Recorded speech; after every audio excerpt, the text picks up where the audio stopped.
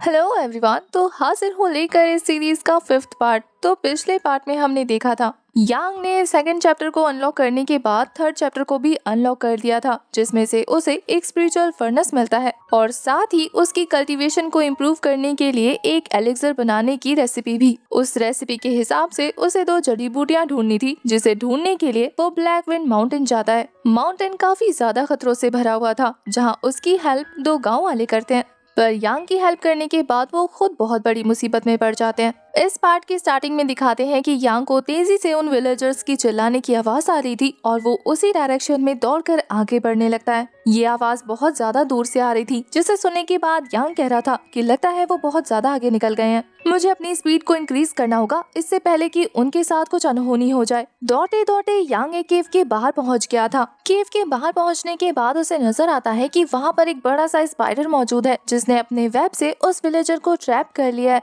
वो तो उसे पूरा का पूरा मम्मी बनाकर अपने साथ अंदर खींचने की कोशिश कर रहा था। यांग उस विलेजर को सेव करने के लिए वहाँ पर पड़े पत्थर से उस स्पाइडर को डिस्ट्रैक्ट करने लगता है, पर वो स्पाइडर तो भागने की बजाय यांग पर ही गुर्रा रहा था। इससे पहले कि वो यांग पर झपट पाता, यांग वहाँ पड़े मशाल को उठाकर आग से उसे डराकर वहाँ से भगा चुका था। स्पाइडर उस मशाल की आग से डरकर अपने केव के और डीप में चला गया था। उसके जाने के बाद यांग फटाफट से उस विलेजर को स्पाइडर वेब से रिलीज करता है। वो विलेजर तो रिलीज होने के बाद फटाफट से यांग को बता रहा था कि मेरा बेटा अभी भी मुसीबत में है, मैं उसे नहीं बचा पाया, मैं ऑलरेडी बहुत ज्यादा लेट हो गया हूँ, प्लीज उसे जाकर बचा लो, ये स्पाइडर उसे अंदर ले गया है, इससे पहले कि वो मेरे बेटे को खा ले तुम किसी भी तरीके से उसे बचा लो। उस विलेजर की रिक्वेस्ट सुनने के बाद यांग फटाफट से मशाल को उठाकर तेजी से केव के अंदर चला जाता है। उसे ज्यादा देखकर वो विलेजर उसे बता रहा था कि उस स्पाइडर से बचना, वो दूर से ही अपने वेब से तुम्हें फंसाने की कोशिश करेगा। अब तक यांग केव के काफी अंदर पहुंच गया था, लेकिन उसे कुछ भी नजर नहीं आ रहा था। आगे बढ़ते हुए यांग के पाँव के नीचे काफी सारे ह्यूमन बोन्स आते हैं, जिसे देखकर वो हैरान था कि ये स्पाइडर तो खूनी दरिंदा है। चारों तरफ मौजूद स्पाइडर वेब को इग्नोर करते हुए जब वो आगे बढ़ रहा था, तब अचानक से वहाँ पर कुछ चमगादड़ों का झुंड आ जाता है, जिनसे डिस्ट्रैक्ट होने के बाद यांग एक बीस्ट की हड्डियों से स्लिप खाता हुआ नीचे गिर गया था, जिसकी वजह से अब वो केव के काफी ज्यादा गहराई में पहुंच चुका था। अब इतनी ऊपर से गिरने की वजह से उसकी बॉडी में काफी सारी चोटें लग जाती हैं और साथ ही उसके हाथ से उसका वो मशाल भी छूट जाता है, पर वो फिर भी नहीं डरता, बल्कि धीरे धीरे आगे बढ़ रहा था, ये सोचते हुए कि कहीं उसके मूवमेंट से उस स्पाइडर को भनक ना लग जाए। आगे बढ़ते हुए उसकी नजर उसी स्पाइडर पे पड़ती है, जिसे देखने के बाद वो हैरान रह गया था, क्योंकि वो स्पाइडर उस बच्चे को बांध कर खाने वाला था। उसने अपने शिकार को बड़े आराम से तसल्ली से ट्रैप करके रखा हुआ था, ताकि मौका मिलने पर वो उसका स्वाद ले सके। पहले तो यांग छुपकर नोटिस करता है कि आखिर क्या सिचुएशन है। उसने उस छोटे बच्चे को तो ढूंढ लिया था, लेकिन उसे समझ नहीं आ रहा था कि वो उसे बचाए कैसे, क्योंकि फिलहाल वो सिर्फ 5th लेवल पर है, इतना पावरफुल नहीं कि वो इस बड़े से स्पाइडर से फाइट कर सके। इससे पहले कि वो कोई स्ट्रेटेजी बना पाता,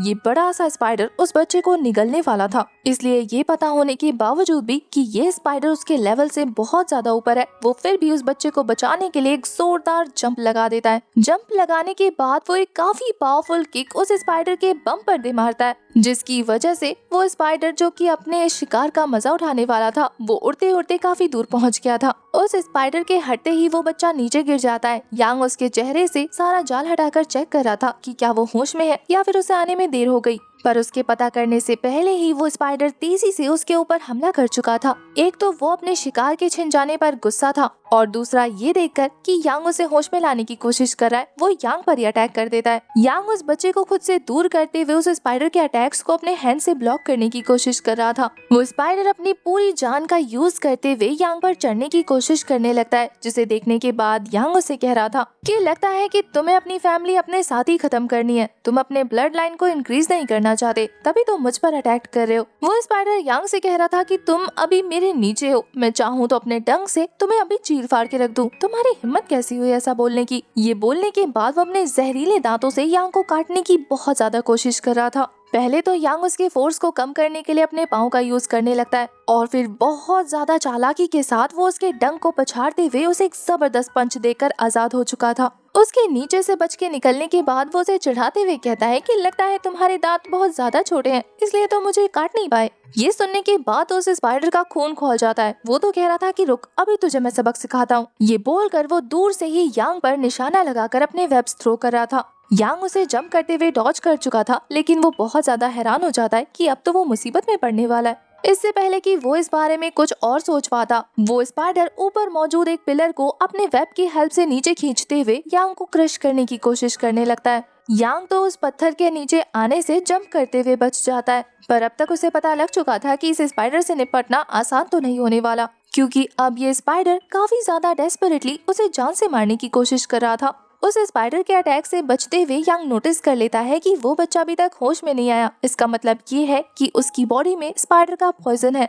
अगर उसने ज्यादा टाइम वेस्ट किया इस स्पाइडर के साथ फाइट करने में, तो वो इस बच्चे को बचाने में असफल हो जाएगा। इसलिए इस केव से जल्द निकलने के लिए वो आसपास की जगह को बहुत अच्छे से ऑब्जर्व कर रहा था। उस जगह को ऑब्जर्व करते हुए वो उस स्पाइडर के अटैक्स को भी डॉज करते जा रहा था। यांग उस बच्चे को बचाना चाहता था, इसलिए वो कहता है कि बेशक आज मेरी जान चली जाए, लेकिन मैं तुझे मार कर ही मरूंगा। ये बोलने के बाद वो अपनी गोल्डन असुरा बॉडी को एक्टिवेट करते हुए एक पावरफुल फीस्ट तैयार कर चुका था। पर इससे पहले कि वो ये अटैक करके उस स्पाइडर को हिट कर पाता, वो स्पाइडर उसके हाथ में अपने डंक को घुसा देता है। इस डंक की वजह से यांग को बहुत ज्यादा पेन हो रहा था, साथ ही उसके हाथ से ब्लड आना शुरू हो जाता है। इतने दर्द में भी वो खुद से एक ही बात कह रहा था कि मैं इतनी आसानी से गिव अप तो बिल्कुल नहीं करने वाला। इसलिए वो अपने दूसरे हाथ से अपनी स्पिरिचुअल पावर को रिलीज करते हुए उस स्पाइडर के हैंड को ही तोड़ चुका था। अपना एक हाथ गंवाने के बाद वो स्पाइडर काफी बुरी तरीके से तड़पने लगता है।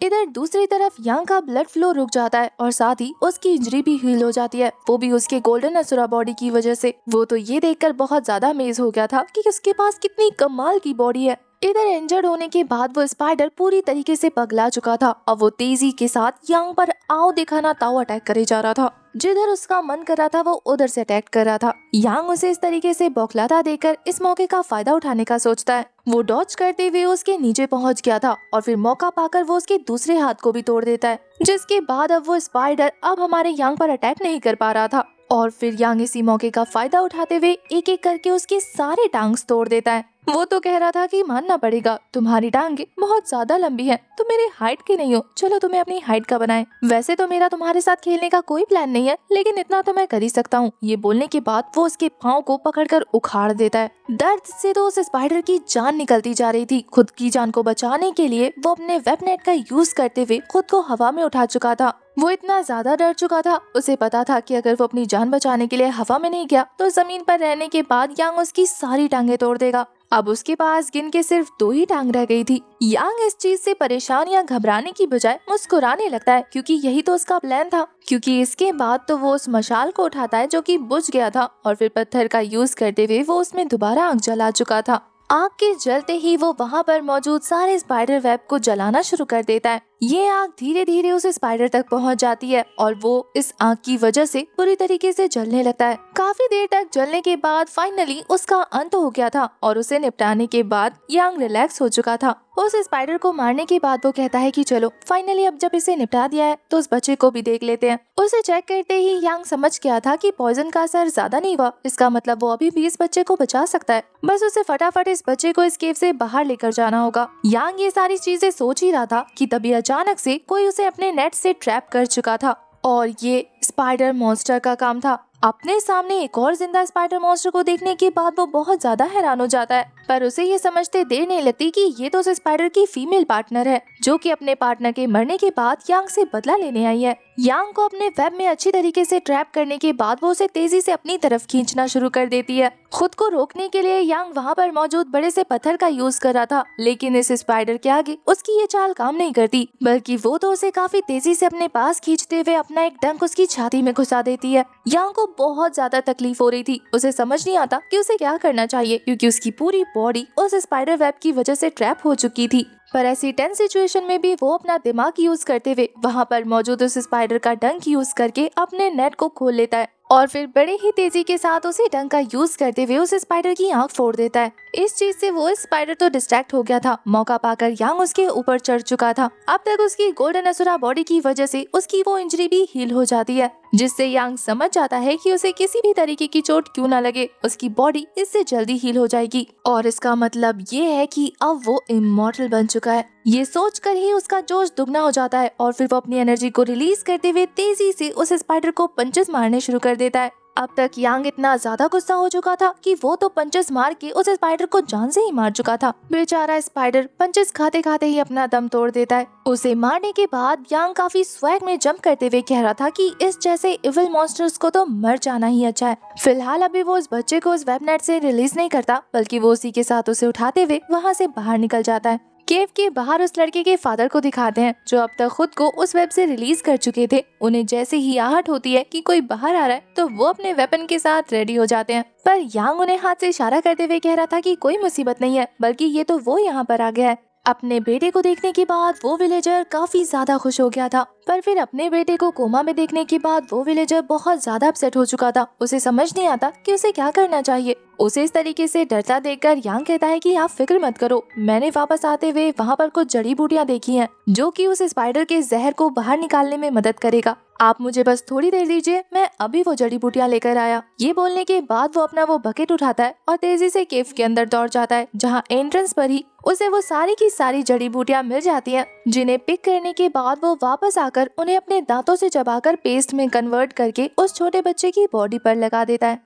अब तक यांग को वो बुक पढ़ने की वजह से काफी सारी जड़ी बूटियों के बारे में पता लग चुका था। वो उस विलेजर से कहता है कि इस जड़ी बूटी को असर करने में थोड़ा वक्त लगेगा, इसलिए आप अपने बेटे को 2-4 घंटे आराम करने दीजिए। इस हर्ब्स की वजह से उसकी बॉडी धीरे धीरे वो सारा टॉक्सिन अपने आप बॉडी से बाहर निकाल देगी। अपने बेटे की जान अपनी जान पर खेलकर बचाने की वजह से वो विलेजर यांग को बहुत ज्यादा धन्यवाद कर रहा था। वो उसके आगे झुकते हुए कहता है कि प्लीज मेरी इस ग्रीटिंग को एक्सेप्ट कीजिए, मैं आपकी काइंडनेस को चुका नहीं सकता। उस विलेजर को इतना ज्यादा ग्रीट करता हुआ देखकर यांग उसे समझाकर कहता है कि मैंने इतना भी कोई महान काम नहीं किया, ये जड़ी बूटियाँ तो जंगल में ही पाई जाती है, मैंने तो बस उसे देने में हेल्प की है। और इसके अलावा आपको एक बार डॉक्टर को दिखा देना चाहिए, क्योंकि मैंने बस बेसिक सी ट्रीटमेंट की है। वो विलेजर इस चीज के लिए रेडी हो गया था। तभी वो अचानक से यांग पर कुछ नोटिस करता है। वो कहता है कि जल्दी से अपने कपड़े उतार कर मुझे दे दीजिए। बेचारा यांग ये सुनने के बाद अपनी इज्जत कवर करते हुए कह रहा था कि आपको इस तरीके से मेरा एहसान चुकाने की कोई जरूरत नहीं, मैं ऐसा वैसा लड़का नहीं हूँ। पर वो विलेजर कहता है कि तुम्हारी ये शर्ट फट गई है, मुझे सिलना आता है, मैं इसे सिलकर तुम्हें वापस कर दूंगा। तब जाके कहीं भाई साहब को राहत की सांस आती है। थोड़ी देर बाद हमें उस विलेजर को शर्ट को सिलते हुए दिखाते हैं। वो बताता है कि मैंने अपने बेटे को अकेले बड़ा किया, इसलिए मुझे वो सारे घर के काम आते हैं जो एक औरत करती है। वैसे आपने जितना बड़ा एहसान मुझ पे किया है, ये उसके आगे कुछ भी नहीं। यांग उनसे कहता है कि आपने भी मेरी बहुत ज्यादा हेल्प की है, क्योंकि उस केव के अंदर उसे वो 3 लीफ फ्लावर भी मिल गया था। वो कहता है कि अगर मैं आपकी जान बचाने के लिए यहाँ नहीं आता तो पता नहीं मुझे ये जड़ी बूटी ढूंढने के लिए जंगल के किस किस कोने में घूमना पड़ रहा होता। अब अपने कपड़े ठीक हो जाने के बाद वो उसे फटाफट पहनते हुए अपने सेट की तरफ चला जाता है, जहाँ वापस जाते हुए उसे अपने कपड़े बड़े अच्छे लग रहे थे। अपने घर की तरफ आगे बढ़ते हुए यांग नोटिस करता है कि काफी ज्यादा स्टूडेंट की झुंड उसके घर के आगे मौजूद है। वो तो क्यूरियस हो गया था कि आखिर ये बच्चे यहाँ क्या करने के लिए जमा हुए हैं। तभी हमें उसके घर के आगे एक स्टूडेंट को दिखाते हैं जो कि मशाल लेकर खड़ा था। सब लोग यही सोचकर कंफ्यूज हो रहे थे कि आखिर ये कौन बेवकूफ है जो दिन के उजाले में मशाल लेकर खड़ा है। यांग को भी कुछ समझ नहीं आ रहा था। वो तेजी से आगे बढ़ते हुए चेक करने लगता है कि आखिर ये कौन है। और इसी के साथ हमारा ये वाला पार्ट हो जाता है खत्म। नेक्स्ट पार्ट भी मॉर्निंग में अपलोड हो जाएगा, लेकिन उससे पहले मैं चाहती हूँ कि आप लोग 500 कमेंट्स का टारगेट पूरा कर दें, प्लीज कर देना।